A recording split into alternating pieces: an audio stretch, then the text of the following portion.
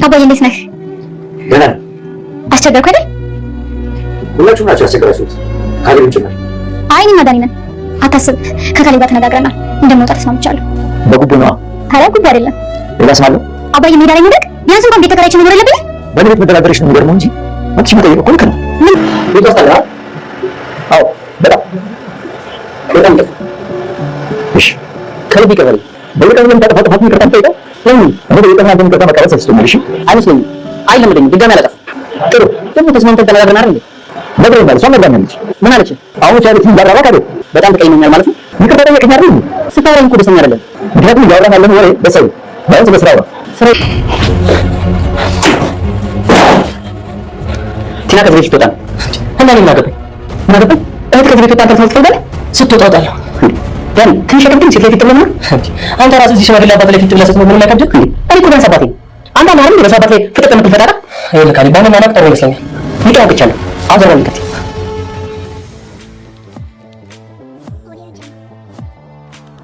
ካሌብና አባቱ ተጣሉ። ቲና ባህሪዋ እጅግ በጣም ተቀይሮ የማያውቋት ቲና ሆናለች።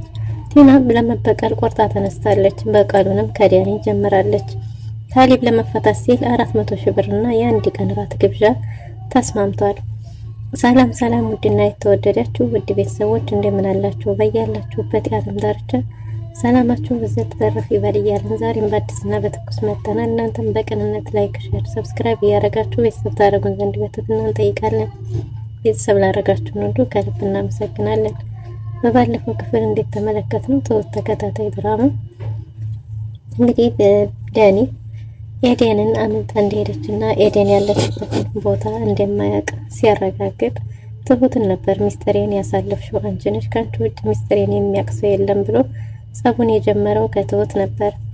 እናም እንግዲህ አልፎ ተርፎ በስተመጨረሻ ዳኒ ካሌብና አባቱ ስለ ሁሉም ነገር ዳኒን እንዲህ ሲናደድ እሱ እንዴት ተደሰተና ማን የማን ትዳር ፈርሶ ማን የተሻለ ህይወትን ይኖራል ደግ ሆነ እያለ ስለ ቲናና ስለ ዳኒ ግንኙነት ያላቸውን ነገር ሲያቅደስ ሲሰማ ዳኒ ተናዶ ወደዛ ወደ ውጭ ተመልሶ ነበር። ትሁትም እያናገረችው ስላልሰማት የሆነ ነገር ሰምቶ መሆን አለበት ብላ ትሁት ለካሌብና ለአባቱ ተናግራ ነበር። በዚህም የተነሳ የካሌብ አባት እንዴ ያለቅዳችንና ድንገት ስለሰማ እየተደሰትክ አይደለም አይደል መቼስ የሳከው ብሎ ቢልም ደግ ሰማ ደግ ሆነ እያለ ነበር ካሌብ።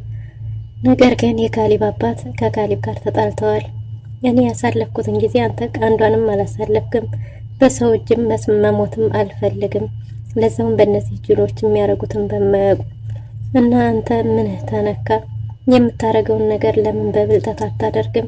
እንዴት እንደዚህ ታረጋለህ? እንዴት ድንገት ያለ ፕሮግራማችን ሲሰማ ትደሰታለህ? ምን እያሰቡ እንዲሆን እንኳን በጭራሽ ሳናቅ እንዴት ነው አንተ የተደሰትከው? አሁን ይሄንን ነገር ሄዶ ለሷ ሲነግራት ምን እንደሚፈጠር ታውቃለህ ብሎ እየተቆጣው ነበር። ካሌብን በአባቱ ሁኔታ እጅግ በጣም ግራ ተጋብቷል፣ ተደናግጧል።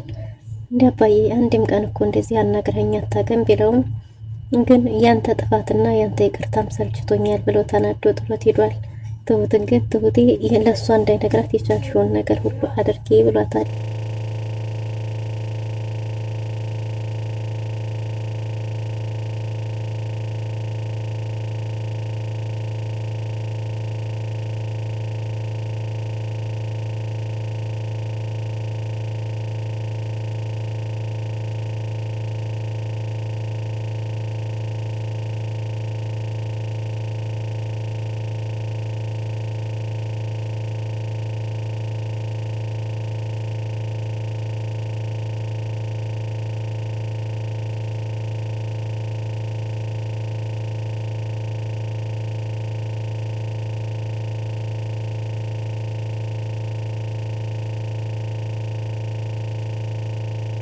እናም እንግዲህ አባዬ በዛ ሁኔታ ላይ ሄዶ ተመልሶ ይመጣል ብለህ ነው ብትልም አይ ሌላ የት ሄዳል? መሄጃ የለው ይመጣል፣ መምጣቱን እንኳን ይመጣል፣ ግን ደግሞ ለሷ እንዳይነግራት የተቻለሽን ሁሉ አድርጊ ትሁቴ ብሏት ነበር። ትሁትም እሺ አባዬ የቻልኩትን አደርጋለሁ ከመጣ ብላ ነበር። ካሌብም እነዚህ ሰዎች ከቤት እስካልወጡ ድረስ እሱ ከአባቱ ጋር ሰላም እንደማይኖረው እና ከአባቱ ጋር እየተጣላ እንደሆነ ለትሁት እየነገራት ነበር። ትሁትም ካሌብ ተረጋጋ፣ እኔ እኮ እንደዚህ መፍትሄ አይሆንም እያለችው ሳለ ካሌብ ከውጭ ሲመጣ ቲናን ቁጭ ብላ ሲያገኛት አንቺ መች እናንተ ሰዎች መች ነው የምትወጡት? መች ነው የምትለቁኝ? አባቴ ጋርስ በእናንተ የተነሳ ሰላም ልጣ ወይ እያለ ሲላት ነበር። አረማ ይበጃችሁ እያለች ቲና መልካም ለመሆን እየሞከረች ትገኛለች። ውጭልኝ ብሎ ጎትቶ አስወጥቶ በር ሲዘጋ ትሁትም ይሄ እኮ መፍትሄ አይደለም፣ ምን እያረክ ነው ካሌብ? ይሄ እኮ ጥሩ መፍትሄ አይደለም፣ እንዴት እንደዚህ ታረጋለህ? በራችን መውጫችን መግቢያችን አንድ ነው። ይሄ በር የሚያስቆማት ይመስልሃል? ምንስ እንደምታረግ አታውቅምና ነው እሷን እንዴት እንደዚህ ታረጋለህ ብላ ስትቆጣውና ትሁት ምን ላደርግ፣ ምንድን መፍትሄ ላድርግ? በሷ የተነሳ እኮ ይኸው ከአባቴ ጋር ተጣላሁኝ፣ ምን ልሆን ብላለች። የካሌብ አባት አሁን በውሳኔው ጸንቷል። ጓዝህን ይዘህልኝ ወጣ፣ እኔ በሰላም ለኖርበት እያለው ነበር። የምታወርሰው ሌላ ልጅ አለ ቢለውም ለውርሱ ስሞትለት ትደርሳለህ፣ ብቻ ግን እዚህ ያለ ኮተትህን ይዘህልኝ ወጣ ብሎ ስለነበረ ከዚህ በፊት ትሁት የዋለችለትን ውለታ እያነሳ እሱ ግን ከትሁት አንጻር ሲነጻጸር ልጁ እንጂ ምንም እንዳልሆነ ባይኑም ባየሞላ ባልሰራው ስራ ሽባ ሆኖ ወልቸራይ ሲቀመጥ ያን ሁሉ ስሜቱን መረዳት እንዳልቻለና አሁንም ያንኑ ነገር እየደገመ እንደሆነ እያስታወሰው ነበር። ካሌብም እባክህ አባዬ ከዚህ በኋላ ምንም ነገር አይደገምም ብሎ ቢጠይቀውም ያንተ ጥፋትና ይቅርታ ሰልችቶኛል ብሎ ጥሎት ሄዶ ነበር። የካሌብ አባት ከስራ ሲወጣና እንዲሁም ደግሞ ሲደብረው ቁጭ ብሎ መጽሐፍ የሚያነብበት ቦታ አለው እና በሰዓቱም ከካሌብ ጋር ሲጣሉ እዛ ጸጥ ያለ ቦታ ሄዶ መጽሐፍን እያነበበ ቁጭ ብሎ ነበር። ዲያኒም እንዴት ተባለው እየሮጠ ወደ ቤት ሄዶ ትሁትን እንዴት ታረጊኛለሽ? አንቺም እንደነሱ አስመሳይ ነሽ፣ ከሃዲ ነሽ፣ እንዴት አትነግሪኝም? እኔ እናቴና በእህትና ወንድም እንዳልሆን ማወቃቸውን እያላት ነበር። እሱን እኮ እንደዚህ ነው ብዬ አፍ አውጥቼ አልተናገርኩም እንጂ በተቻለኝ መጠን ነግሬህ ነበር፣ ግን አንተ ለመረዳት እየፈለክ አይደለም። አሁንም እዚሁ ነህ ብትለውም እሱም አይ ነገሮች እስከሚስተካከሉ ድረስ እዚሁ ባላወቀ እቀመጣለሁ እንጂ ታዲያ እንዴት አደርጋለሁ? ለቅምጠስ ነገርካት ብትለውም አይ ለሷ አልተናገርኩኝም፣ እንዴት አድርጌ እናገራለሁ? ምን አፋለኝና ነገሮችን ደግሞ ታበላሻለች ብነግራት ብሏል። እሱን ጥሩ አድርገሃል፣ ጥሩ ውሳኔ ነው የወሰንከው። ለሷ አትንገራት፣ አንተ ግን ከዚህ ቤት ምንም ነገር ይቅርብህ፣ ቢያንስ ኤደንን አትርፍ ብላ አሁንም መክረዋለች። እኔ እኮ ታውቂያለሽ በጣም ወዳታለሁ፣ እሷ ግን እያለ ነበር። እናም እንግዲህ እኔ እንዳልኩህ ነው፣ ከዚህ ቤት ቢያንስ እሷን ብታተርፍ ይሻልሃል። አንተ የዛ ጊዜ ስለ ኤደን ስትናገረው አፍ ይዞ ዝም ያለብህ አንተ የሚስቱ ወንድም እንዳልሆንክ እያወቀ ነው። እንዲህ ስትለው እንዲህ ያለ እንዲህ እንዳልሆነ እያወቀ ነው እያለች በዝርዝር እያንዳንዱን ነገር አብራርታ አስረድተዋለች። ዲያኒ ግን በባዶ መውጣት እንደማይፈልግ አሁንም እየተናገረ ነው። የካሌብ አባትም በተቻለው መጠን እየመከረው ነው። ቁጭ ብለህ ጠብታን አትፈልግ፣ ቢያንስ ተንቀሳቅሰህ ሰበብ አድርሰህ እንጂ ሰው ለፍቶ በሰራው ንብረት ላይ አይንህን ጥለህ ቁጭ ብለህ ጊዜህን አትፍጅ እያለው ነበር። እና የኔ ልጅ እያለን ሲለው ልጅ እንደሆንኩ እንዲሰማኝ ነው እያለው ነበር። እናም ያንተ ውለታ አለብኝ ብሎት ነበር። እንዴ ምን ውለታ ነው እያለው ነበር። ሂሳብ ስናወራረድ ያን እነግርሃለሁ ብሎታል። ሂሳብም አለብን የምናወራረደው እያለ ነበር። አዎ አንድ ቀን ይኖራል፣ ያኔ እነግርሃለሁ፣ ውለታ አለብኝ እኔ ልጅ፣ እንዲሰማህ ብቻ ሳይሆን ያንተ ውለታ ስላለብኝ ነው ብሎታል። የካሌብ አባት ነገሮችን በብልጠትና በጥንቃቄ የሚያደርግ ቢሆንም ካሌብ ግን ስሜቱን መቆጣጠር ስላቃተው በየመሃል እየገባ ስለሚያበላሽበት እጅግ በጣም እየተበሳጨ ነው። እናም ኤደን ቲናን ከበር ውጭ አስወጥቶ በመዝጋቱ ይሄ ትክክል እንዳልሆነና ቲና መደራደር እንደምትወድ ነግራው መደራደር እንዳለበት ለካሌብ ነግረዋለች። ካሌብም እሺ ካልሽ ተብሎ በትሁት ሀሳብ ተስማምቶ በድርድር ወስነዋል። ቲና ወደ ውስጥ ከገባች በኋላ ምንድነው የምትፈልጊው? ፍቺኝ እያላት ነበር። እሺ ግን እኮ በባዶ እጄ ለመኖር ቢያንስ ኪራይ ለመከራየትም ገንዘብ ያስፈልጋል። ስለዚህ ብር ስጠኝ፣ 400 ሺህ ብር ስጠኝና ፈታሃለሁ ብላ እሺ ብሎ ወዲያው ትራንስፖርት ካረገላት በኋላ የአንድ ቀን ራትም ካንተ ጋር ማሳለፍ ፈልጋለሁ ብላለች። እሱ እንደማይፈልግ ቢነግራትም እንግዲህ አስፈጭኑ ተዋለው ስትለው እሺ ብሎ ሳይፈልግ ተገዶ እራት ግብዣውንም ተስማምቷል። ከዛም ወደ አባቱ ዘንድ ሄዶ ለአባቱ የተፈጠረውን ነገር እያማከረው ነበር። አባቱም ገንዘቡ ምንም ማለት አይደለም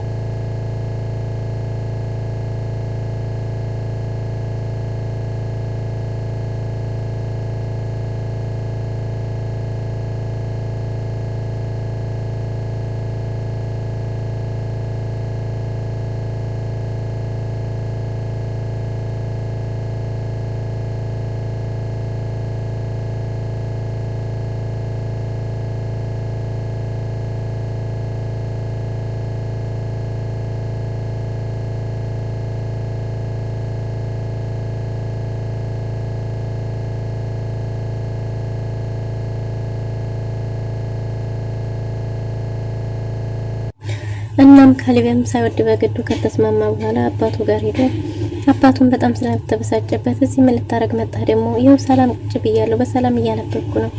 ምን ልታረግ ነው እዚህ ድረስ የመጣው እያለ ሲለው እሱም የመጣው ያው ይቅርታ ሊጠይቀውና ስለ እሷ ጋር አውርቶ ደግሞ ልትፈታው እንደሆነና 400 ሺህ ብርና አራት እንደጠየቀችው ተናግሯል።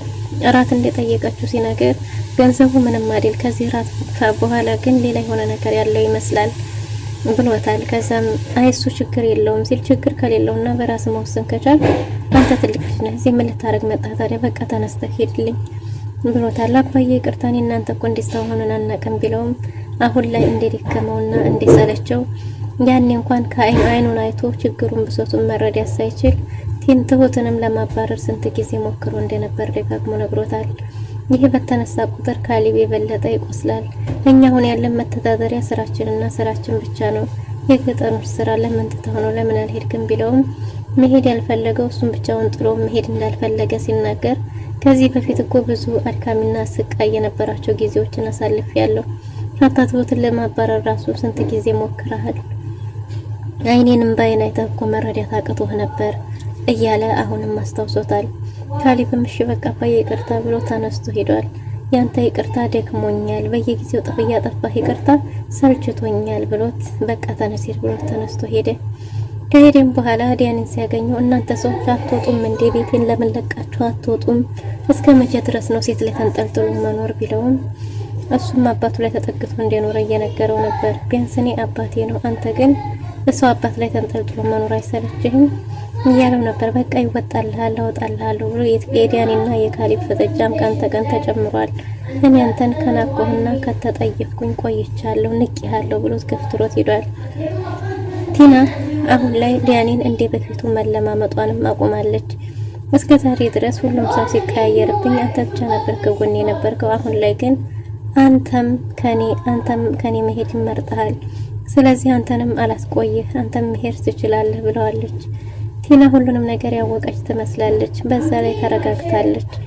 ገንዘቡን ወደ አካውንቷ ትራንስፈር ካረገላት በኋላ ካሌብ ለዲያኒ ያልነገረችውም ብቻዋን ሄዳ መጠጣትን መርጣለች። ዲያኒ ሄዱ ምን ተገይቶ እንደምጠጣና ለምን እንደሆነች ቢነግራትም መጠጣት እንደፈለገችና ብቻዋን ጊዜ እንዳሳለፈችው ከጠጣ ጠጣ ዝውዤልሃለሁ፣ ካልሆነ ግን አስገድጄ ላቆይህ አልፈልግም፣ ፈልጌው አይደለም አስገድጄ አቆይህ፣ ወደ ቤት መሄድ ትችላለህ ብለዋለች።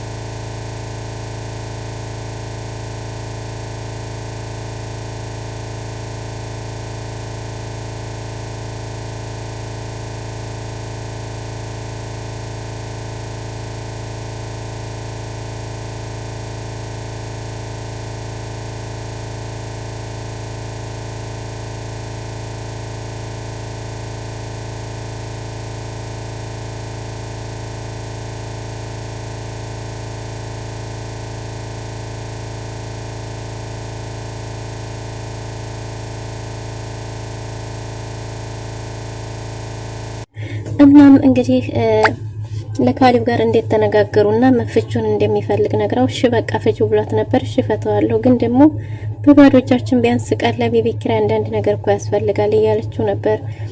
እሱም ቢሆን ገንዘቡን እንዳልጠይቀችው ቢነግራትም ያን ያህል ብዙ ገንዘብ የሚሰጠኝ አይመስለኝም፣ በዛ ላይ ስለ ገንዘቡም ሳወራ እሺ ብቻ ብሎ ነው ዝም ያለው ብላ ገንዘቡን እናስተላልፈልሽ ቢላትም ገንዘቡን እንዳላስተላለፈላት አድርጋ ነግረዋለች። ዲያኒም የቲና ሁኔታ መረጋጋቷ ሁሉ ነገሯ ግራ ጋብቶታል። ወደ ትሁት ጋር ሄዶ ስለ ቲና እያነገራት ነበር። ቲና ባህሪዋ ተቀይሯል። ለእናንተ ብቻ ሳይሆን ለእኔም እጅግ በጣም ተቀያይሯል። ምንም ነገር እያወራችኝ አይደለም፣ ስለዚህ ተጠንቀቂያት። የሆነ ነገር ያሰበች ይመስለኛል። ትሁት ራስሽን ጠብቂ ብሏታል። ትሁትም እኔ አልፈራት፣ እኔ ላይ ምን ታመጣለች? እሱ እውነትን ነው፣ በጣም የተረጋጋችሁናለች ብላለች። ይህም ብቻ ሳይሆን ደግሞ ሀታ ትሁትንም ትሁቴ ቁርስ ለስራ በዛ ላይ ደግሞ አይ የተሰራለ መቼ ጀምሮ ስሪ ብላችሁኛል፣ ለመብት እንደሌለኝ ተናግሮኛል። እሺ በቃ ለስራ ብላ ገብታ ነበር የተሰራለ ስትላት እሺ ትሁት ያመሰግናለሁ ብላለች። ትሁትም እሺ እዛው አመጣልሻለሁ ስትላትም ለሁሉም ነገር እሺ ታሆኗል መልሷ። ያቺ የምታውቃት ትሁት ቲና ቀርታ ሌላ ቲና ሆናለች። ይህም ለሁላቸውም ጥያቄ ሆኖባቸዋል። እና ለካሌብ መኝታ ቤት ሻይ ይዛ ሄዳ ትሁት ካጠቀመህ ብላ የሆነው የተፈጠረውን ሁሉ ነግረዋለች። በምን ተስማማችሁ ስትለው 400 ሺህ ብር እንደላከላትና እራት እንዳለበት ሲነግረው እራቱ ግን በስተጀርባ የሆነ ነገር ያለ ይመስለኛል። በዛ ላይ ዳኒ ተጠንቀቂያት እያለኝ ነው፣ ባህሪዋ እጅግ በጣም ተቀይሯል፣ ተረጋግታለች ስትለው ካሌብም መረጋጋቷን እሱም እንዴት ተመለከተው ነግሯታል። እናም መጠንቀቅ ያለብን ይመስለኛል። አሁን እሱ ውሸቱን ቢሆንስ ቢላትም ለሱም እኮ ነው የተቀየረችበት፣ ምንም ነገር እያወራችው አይደለም። ስለዚህ ለሱም ጭምር ነው የተቀየረችው። በዛ ላይ እጅግ በጣም ተረጋግታለች። ይሄ ነገር በስተጀርባው የሆነ ነገር ያለ ይመስለኛል። ስለዚህ በተለይ ይሄን ራት መጠንቀቅ ይኖርብሃል፣ ከራቱ በስተጀርባ ያለው ነገር አይታወቅም ብለዋለች። ካሌብም እሺ መጠንቀቅ ይኖርብናል ብለው ቲናን ለመጠንቀቅ ወስነዋል። ቲና ግን ሌላ የሌለች ሴት ሆናለች። የካሌብ አባት ራሱ ግራ ተጋብቷል። ቲና ሁሉም ነገር እርግፍ አርጋ ትታ ጨዋ ለመሆን እየመከረች ነው። ግን ደግሞ ጦርነቱ ገና ጀመረ ብላለች። የጀመረችው ደግሞ ከዳኒ ነው።